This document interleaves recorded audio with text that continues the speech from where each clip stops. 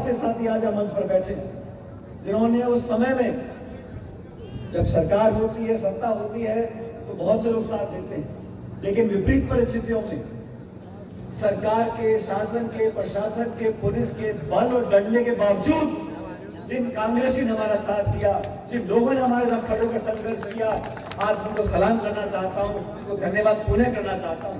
कहते हैं आज देश में कोई आम चुनाव नहीं है, 2024 में चुनाव होंगे, लेकिन कांग्रेस पार्टी ने, राहुल गांधी जी ने एक सोच को लेकर इस देश में, मैं तो कहता हूं आजाद भारत में इस प्रकार की यात्रा अगर किसी ने निकाली है तो वो कांग्रेस और राहुल गांधी जी ने निकाली है। इसके शुभारंभ में कन्याकुमारी में हम लोग गए थे। आप सब जानते हो, भारत जोड़ो जो यात्रा निकल रही है वो किसी के खिलाफ नहीं है, वो पक्ष में है, वो लोगों के अंदर प्यार मोहब्बत बढ़ाने के पक्ष में है, वो किसानों को न्याय दिलाने के पक्ष में है, वो बेरोजगारी को खत्म करने के पक्ष में है, वो आसमान छूती महंगाई को खत्म करने के पक्ष में है। आपस में जो द्वेष की भावना बढ़ गई है, जो टकराव पैदा हो गया, जो आपस में सामाजिक एक टेंशन पैदा करने का काम जो ताकतें करती है, वो उसके विरोध में है और आपस में अमन, प्रेम, भाईचारा बढ़ाने के पक्ष में है।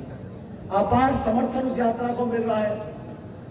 मैं चलकर आया था राहुल जी के साथ केरल में। कुछ दिन पहले लगातार बारिश पड़ रही थी, लेकिन मंच पर खड़े होकर उन्होंने कहा कि हम सब साथ खड़े हैं, हम संघर्ष करेंगे, न्याय दिलाएंगे लोगों को, और हमारी जो संवैधानिक संस्थाएं जिनको 60 दशक तक हमने पोषित किया, अलग अलग सरकारें रही, लेकिन कभी उन संस्थाओं को आंच नहीं आने दी।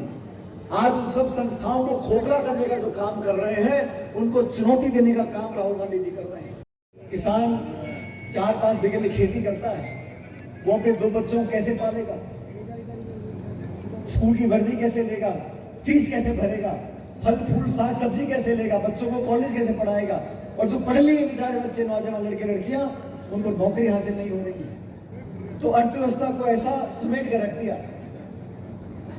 उन सब लोगों के खिलाफ भी हम लोगों को अहिंसात्मक तरीके से, गांधीवादी तरीके से, लोकतांत्रिक तरीके से सवाल पूछने की क्षमता पैदा करनी पड़ेगी।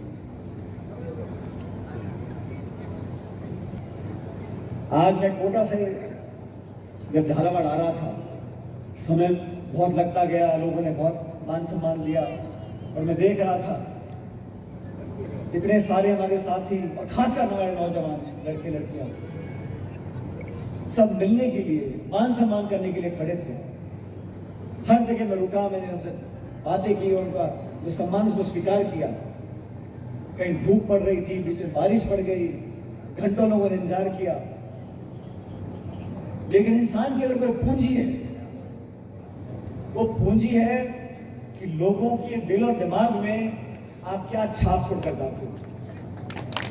सचिन पायलट जिंदाबाद, सचिन पायलट जिंदाबाद। इस देश का आम नागरिक, इस प्रदेश का आम मतदाता क्या आपके बारे में सोचता है?